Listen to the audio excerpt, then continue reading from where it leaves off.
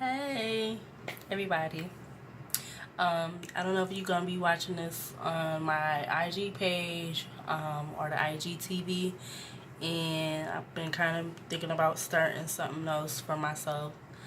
I've been thinking about starting a couple different things, or actually doing one certain thing.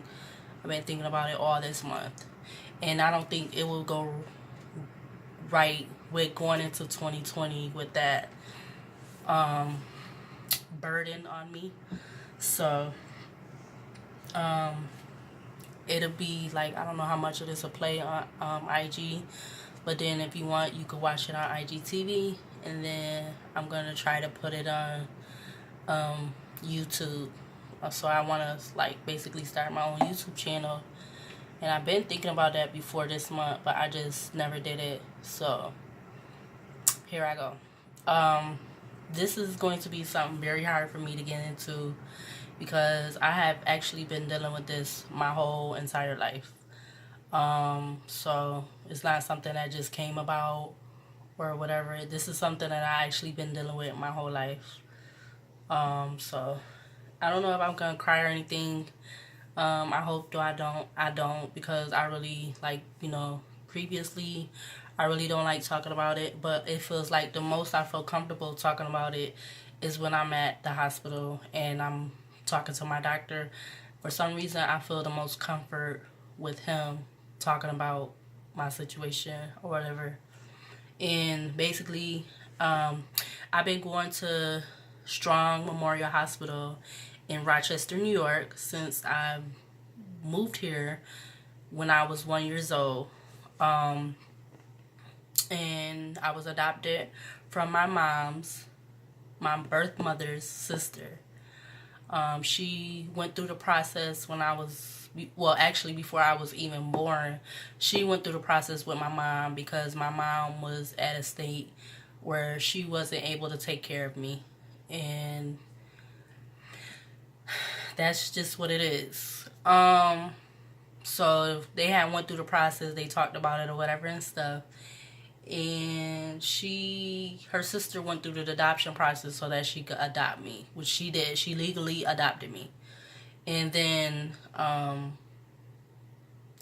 moved here, I guess when I was 1 or 2, but I'm guessing my mom said 1 year old. But on my birth certificate, I was born in the Bronx, New York, August 16th, 1984. When I was born, my mom, like I said, she was in a state where she wasn't able to take care of me. She was actually living in a abandoned house, who knows how long. And she was actually taking care of herself. She was, I guess, doing very, very good or well for the most part, from what I've been told or whatever. She did travel back and forth after I was born back here to Rochester to come see me and my older sister. But when she lived in the Bronx, she was living in a kind of like abandoned apartment building. And then when she did have me on August 16th or whatever, I don't know what time or whatever exactly right now. She was, I guess, she was doing drugs. So when I was born, I guess it was determined that it was drugs in my system. As an infant, I was a premature baby. So I was like as small as the palm of my hand, or like about that big or something. So basically I was in the ICU unit and in one of those premature cribs and all of that. And back then, 1984, it was the big epidemic where it came out, a lot of people in the Bronx, I guess mainly in New York City area or wherever, I guess, they did a lot of drugs and stuff. And there was a big epidemic with the HIV and AIDS. So she was living up there. My sister was here in Rochester. And when I was born, they took me and they put me into a foster home for the time being until I ended up coming here when I was 1. And my mom that raised me, she has a paper that I don't have with me now. It's a paper that it basically did say that when I was born, I had drugs and stuff in my system, and that I guess, my mom wasn't suited and in a state to take care of me. So I don't know if they took her from me or she signed over her rights or whatever, because she was already gonna have my mom that raised me. She was already gonna have her adopt me and get me. So I don't really know like exactly all of that what happened once I was born. I just know that once I was born, they probably took care of me to get me to a certain stage where I could leave in the hospital as a baby, and then I went to foster care in the Bronx, New York, back in 1984. So then I moved here when I was 1, and I lived with my mom's sister, and she did very good by me. She made sure, because, they told her to make sure I had what I need and I wanted. So, it was mainly the things I needed to have, and then sometimes she got me stuff that extra stuff that I didn't need to have. And I had siblings. I called them my siblings. I never called them anything different. And I actually never called my mom that raised me, I never called her anything different, because she was all I knew growing up when I was little. I don't have no personal memories of my birth mother. Like, I don't know what she sounded like or what she looked like. All I have proof of from that is pictures. So I love looking at the pictures or seeing new pictures, because it makes me feel good, and it kind of makes me connect with her more. And then excuse me, my mom that raised me, she was there through everything, because, like, when I was little, I was born with cerebral palsy. So it really affected my Achilles heels, and like I would walk on my tippy toes and stuff. I remember that for the most part. I remember that, and I had to get in. I had to get an operation. Probably I was under the age of 5, where they cut the back of my Achilles heel so that they could straighten out the tendon, and it straightened it out so that my feet could be flat with the floor. And once they did that, they wrapped them with some cast on both of them. And then after that, I had braces. I had to wear braces for so long. I remember that too. I used to have all of that for a while, a long time when I was younger. But I don't have none of that stuff now. So I remember that. And as I got older, I had to deal with a lot of other stuff. From being a premature baby and all of that stuff. From not headaches, excuse me. From having earaches to I think I had chicken pox, and let me see what else. Got my Achilles heel done, and then I was one of them little skinny little kids. Like, I was really picky about what I liked to eat. So when I moved here, like, my mom, she would have to make certain stuff. She would have to make more than one option of food for me to eat, because I was like really picky for a long time until I got to a certain age. Maybe like after 5 or something, I wasn't so picky with my food. I guess I'm not. And then, like I said, I had to deal with a lot of stuff, lot of stuff growing up. And then it kind of got better as I got older, but I still was dealing with stuff, and I never felt like any other child or kid.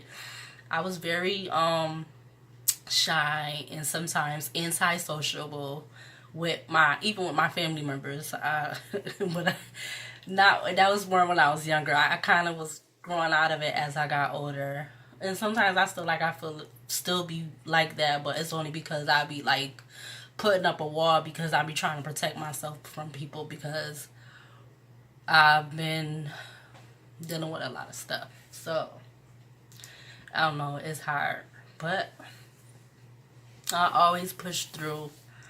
Like I said, my mom, she raised me for a long time, and at the age of 7, in 1991, I found out that my birth mom, had passed away. That's when I actually really found out that that was my birth mother. And we was sitting here in Rochester, New York, and I think we was living maybe Bernard Street or something like that. And it was like during the ice storm back in 1991. And yeah, we was watching it on the TV because it was, it was like a big, big news special or whatever, how you want to say. It was something big because, it was like we had the ice storm going on here, and then it was on the news, like it was like a little part of the news one night when it happened. And at the time, I don't know if my mom and them knew right away that that was her, but come to find out, she ended up passing away in the fire, in the Bronx, New York, with a few other people. I think it was the landlord or the person that owned the building, and some other people that was living in there, because it was like a abandoned building back then in 1991. Yeah, and I was already here living with my mom that raised me.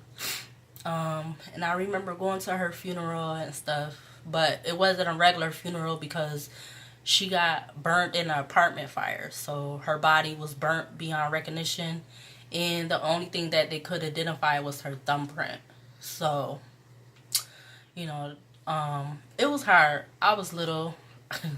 I was 7. I didn't really understand what was going on, but then I did understand, and I seen how it affected my older sister. I think it really tore her up. But I always love her, and I still love her to this day, because that happening didn't have nothing to do with us. It was just, I guess it was something that was gonna happen. So, we didn't have no control over that. I'm not gonna lie and say that I don't wish that she would have just moved back here permanently, but maybe she wasn't ready or whatever, or she felt more comfortable living in the Bronx still, after she had me, because she had 3 kids. She had me, no, she had my older sister, me, and then we had a younger sister. But our younger sister ended up passing away too at the birth, or whatever. And then, that happened in 91. So I was 7. And then, after that, I was good. My mom always made sure I was staying in school. And she made sure, I had clothes that I needed on my back, shoes on my feet, a roof over my head. She made sure I ate, went to the doctors whenever I needed to go to the doctors. Because the whole time I been with her, I had been going to Strong Memorial Hospital. Because I went to the pediatrics floor for a long time. And then now I'm on another floor, which is for where my primary doctor is now. So, Rochester, New York has a lot of good benefits that I remember throughout the years, for me, and that I've experienced. And then, once my mom passed away in 97, it might have been a few years after that. Let's see. That's 1991. I want to say I was in, I don't know if it was, I'm not going to say middle school. I probably was 4th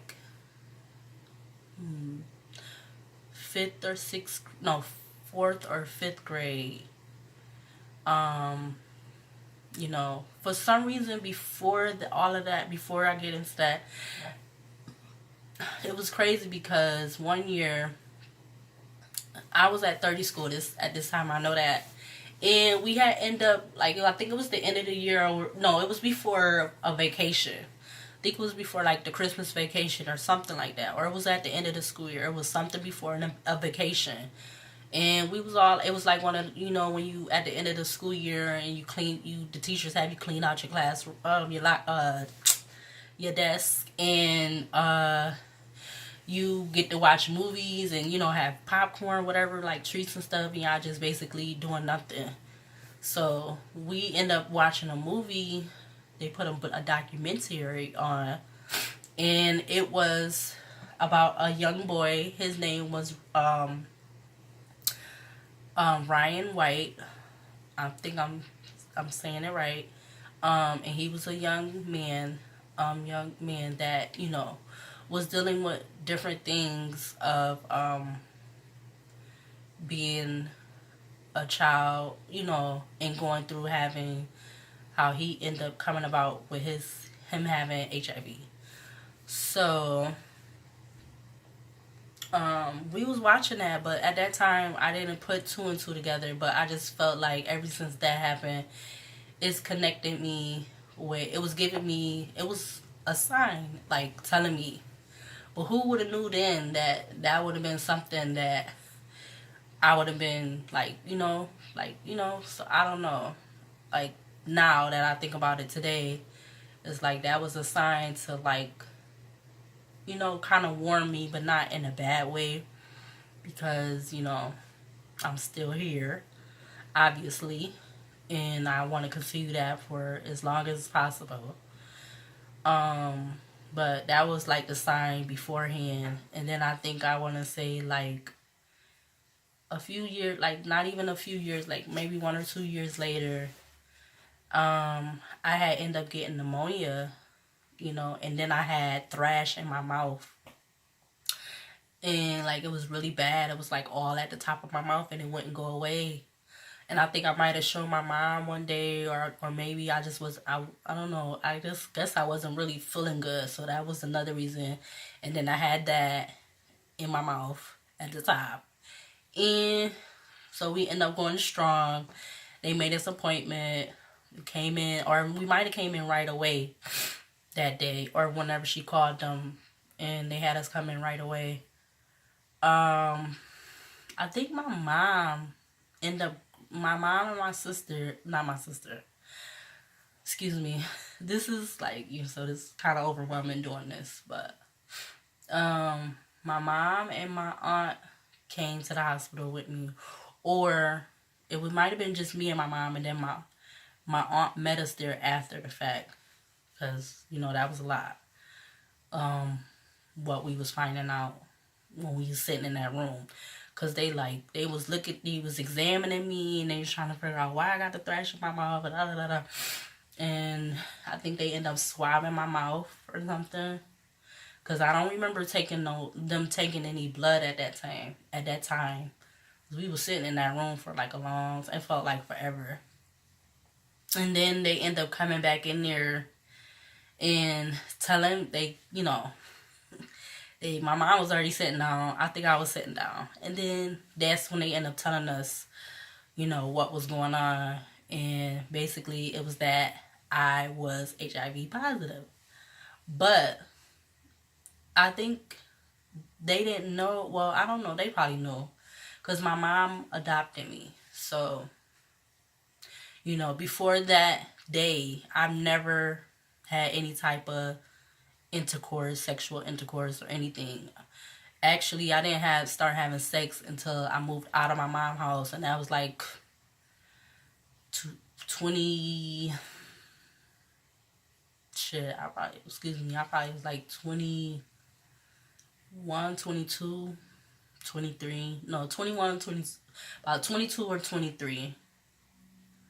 Yeah, because I didn't even go to the prom for high school. I didn't go to no type of proms or nothing. I had friends and stuff in school, throughout school, and whatever, I wasn't really like the popular one, but, I had friends from elementary through high school. I had friends. People that I still, like, most of them I say hi to. If they speak to me, I say hi to them. And some of them, I follow them on IG, because I'm not on Facebook. So I follow some of them on Instagram. Yeah. And we found out that day. And it was like, my mom was like, I remember her crying, like she was crying so hard. I think she kind of felt defeated. Like it was, like a mom that felt like it wasn't nothing she can do. Like, like she felt sorry or, no, not really sorry, but sad. And, I was upset too. But the doctors made sure to reassure us that they was going to get me on a medicine like right away. Because back then they did have medicine. So this was back in like 1994, 5. I don't know if it was 96. I had to ask my doctor more. I don't know. But I know it was back then. So back then they did have medicine. And back then I had to take way more medicine than I have to do now. Like today I only got to take one pill, and I take one pill a day. So I feel like that's a lot of progress for myself. And I've been taking the medicine ever since. I have to take it every day. And then in the beginning, I was going to the doctors every 3 months or even more often than that, because every time I go, they would have to draw my blood and check my viral load with the the white blood cells and the red blood cells to make sure that the viruses of the HIV was like, less than it's supposed to be or whatever. That's something I have to learn more, because I kind of know, but I don't. But I know that now that I know that I've been undetectable for like 5+ years or so or more, I just know that's what I be wanting to hear, or that's what my doctor be telling me, and he always say that that's good. Cause every time I go in, they draw my blood, and then that's what they're looking for, to make sure it's staying undetectable, which means the viral load of that is down. It's not gone. It's just down. So that means my immune system is like not perfect, but basically almost perfect for the most part. Cause I really I've never had the flu.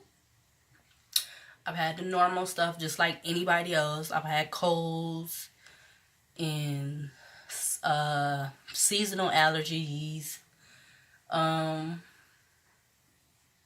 got a lot of other stuff done too throughout the years. I've always mainly went to the dentist, got my teeth. I got a lot of teeth done, clean, whitened, and wisdom teeth taken out. I wish I never would have did that though. I don't know, because there wasn't really nothing wrong with my teeth at that time when they wanted me to take them out. But yeah, so I've been dealing with that since basically birth. I've been dealing with that since birth, and as of today, I'm 35 years old.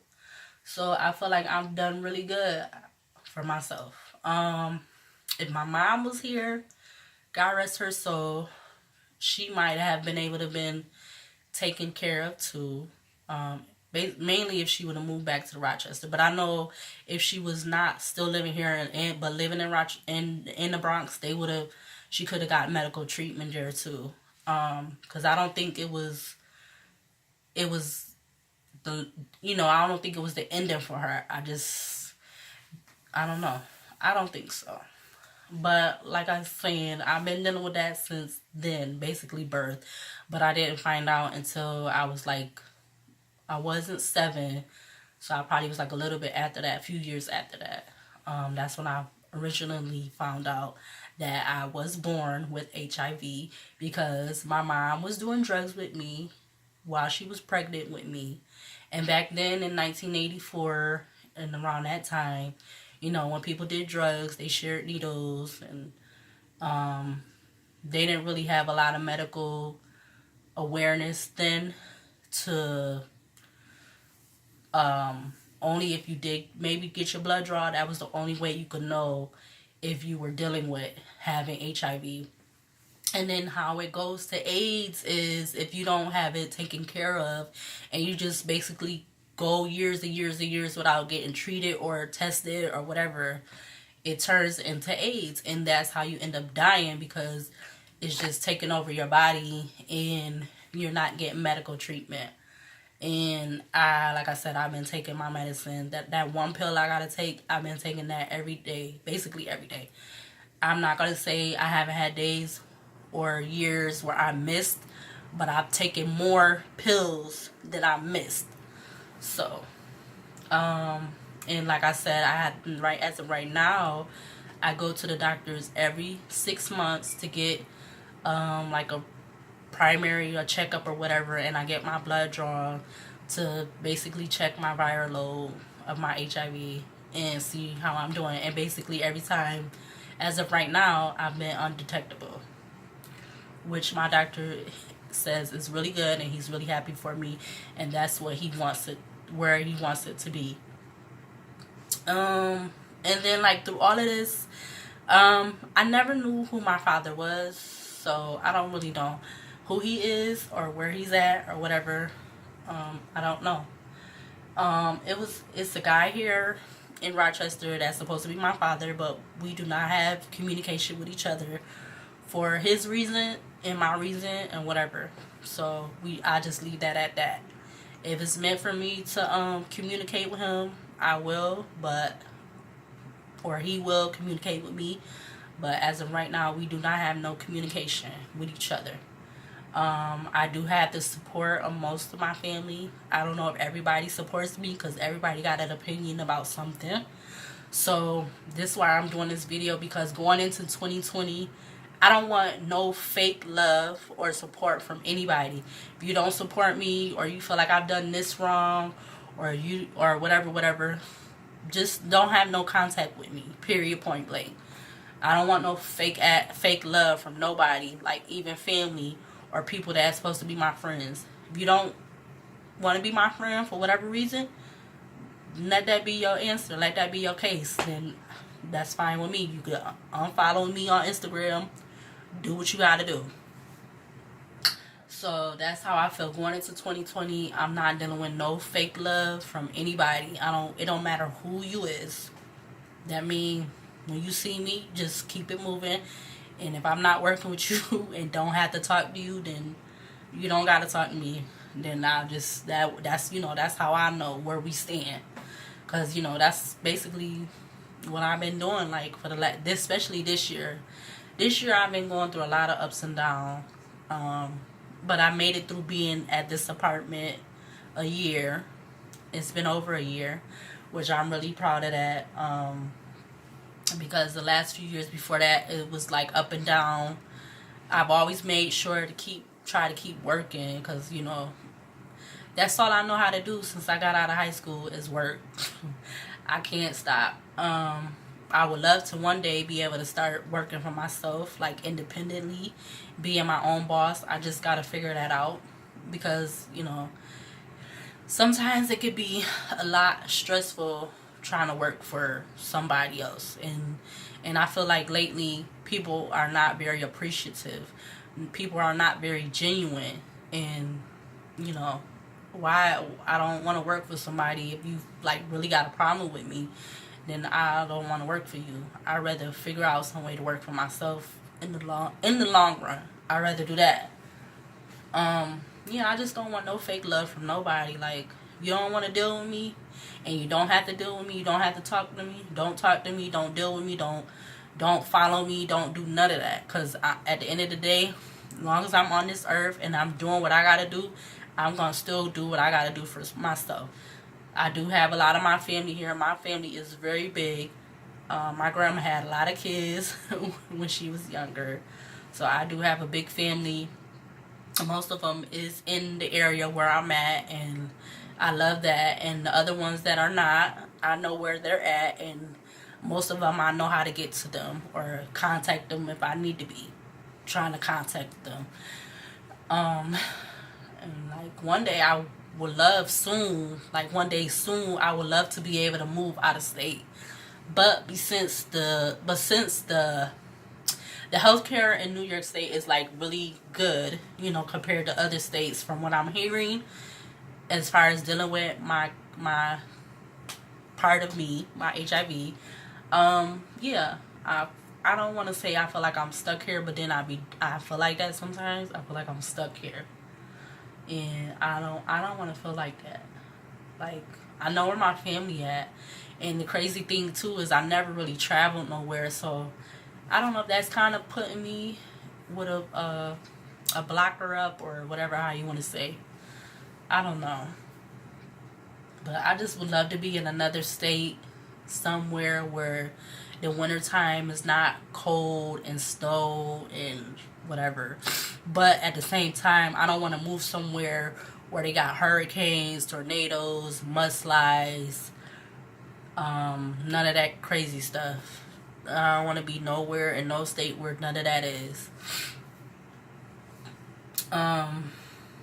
Yep, and like I don't have any kids at this point in time. It's just me and my dog Snow that I've had for like since 2014. I've had Snow, and he's been a major part of my life, and I wouldn't have it any other way because when I come home, he's always happy to see me. He always is there, and you know I make sure he got food and water, and I try to care for him. He's like my own little baby. He's not a real baby, but he a fur baby. So I love that he came into my life. I love that my best friend was able to find him for me on Facebook and refer me to the lady that and her family that ended up giving me Snow. I don't know what I would do if I didn't have him, so I just really appreciate that.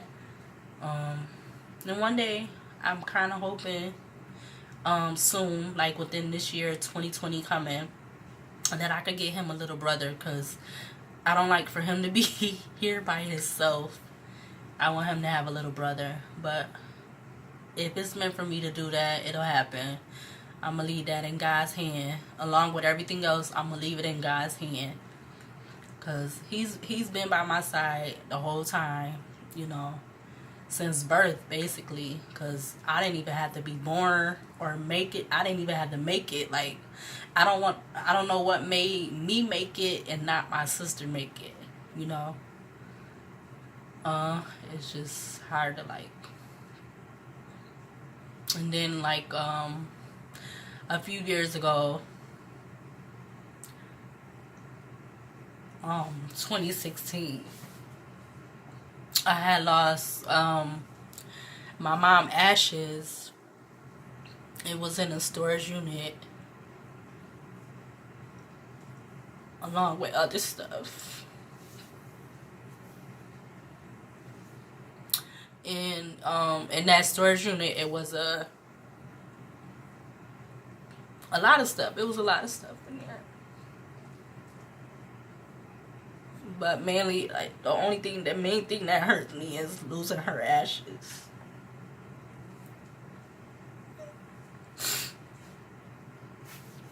And I don't know if I'm more than likely probably never gonna get them back. But I know she's in a good place. I know she don't gotta suffer. But it's just hard. It's really hard. I never got to meet her, so it's just like I kind of felt connected to her having her ashes with me, because my mom gave them to me to have them. And I was doing so good for so long, and then when I had the chance, I don't know why I didn't take her ashes out of the storage unit, but I just felt like I felt like everything was gonna be okay there. I didn't feel like I was gonna be getting behind on no bill or anything, or I don't know. And I think about it all the time. It's just crazy. But then it kind of gave me some kind of peace when I be looking at her pictures, but not full peace, but it gave me peace because I know she not here anyway. It don't even really, it do matter, but it don't. It's like it's back and forth with that. So I don't know.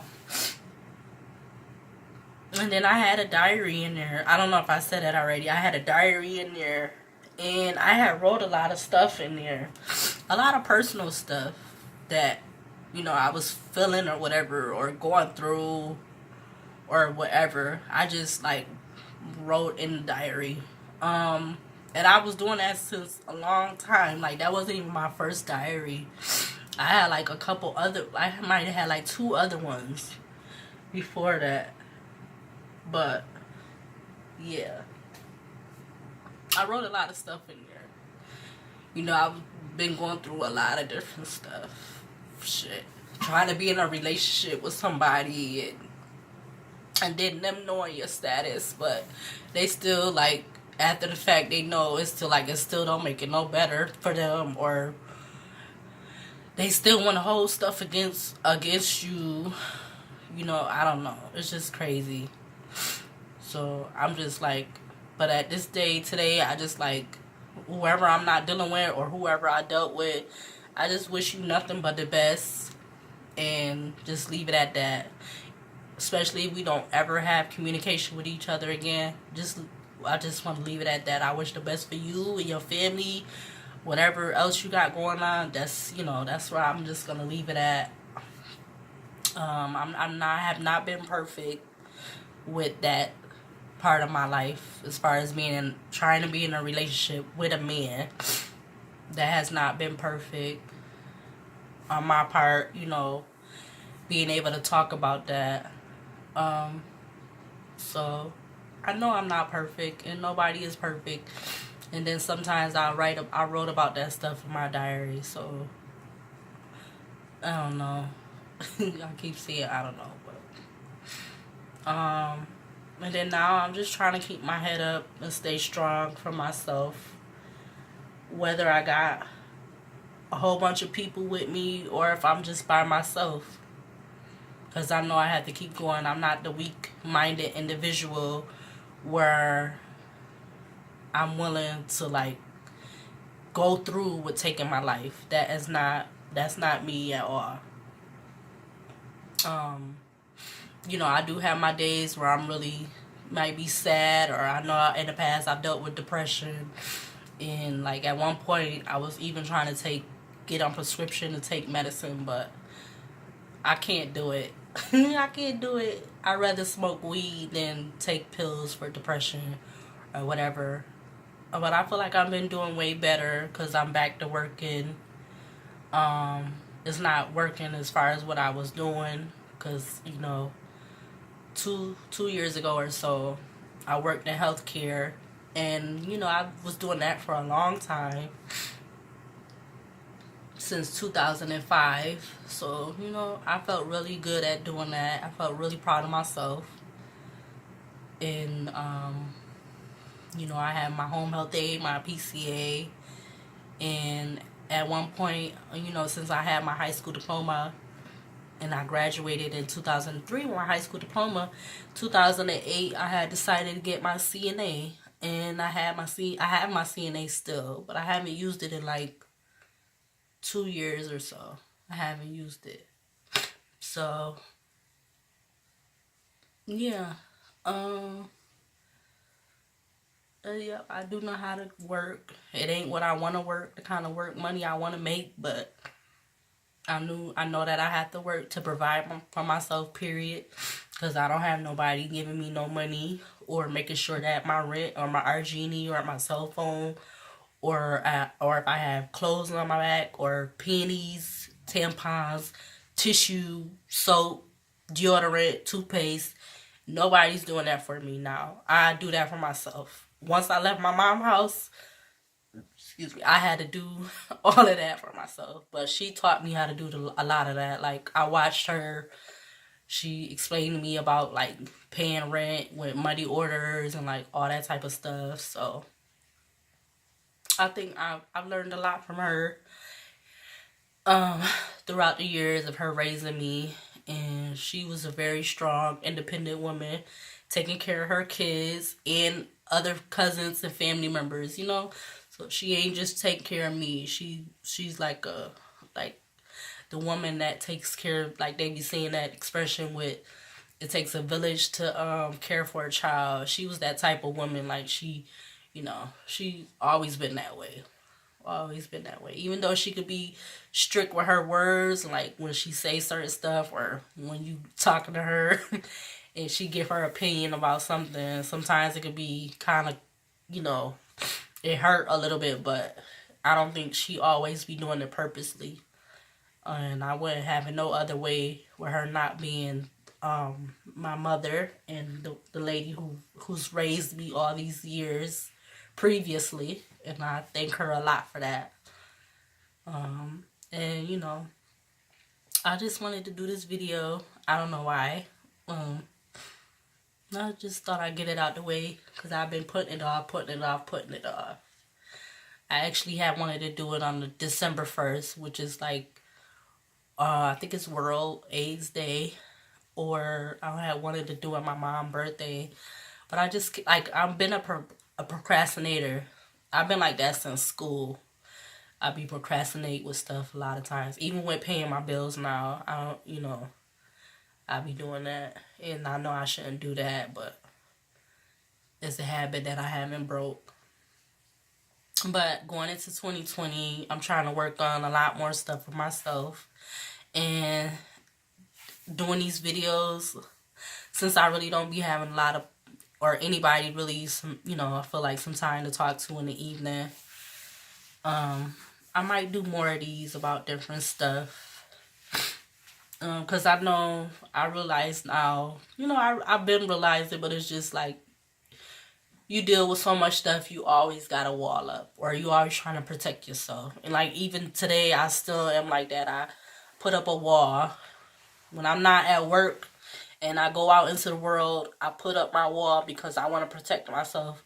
There's a lot of people out here for motives that it ain't good motives, and they make you suspect, or they want to try to act like they support you, or they, this, that, and the third, but they really don't, cause their actions show you otherwise. So you just never know, and I don't need none of that, and I don't want nobody close to me that I love dearly. I don't want them to have to deal with that, but it's hard because you can't be everywhere for everybody. You only can do that for yourself. Or, if it's your family, you can only try to be there for your family at certain points. But like, when, say if you had a child in school, you can't be with them everywhere, but you want to protect them. Yeah, so I just wanted to do that and get that out the way. It's still gonna always be a part of me, but I try not to let it consume me. And maybe I can get to a point where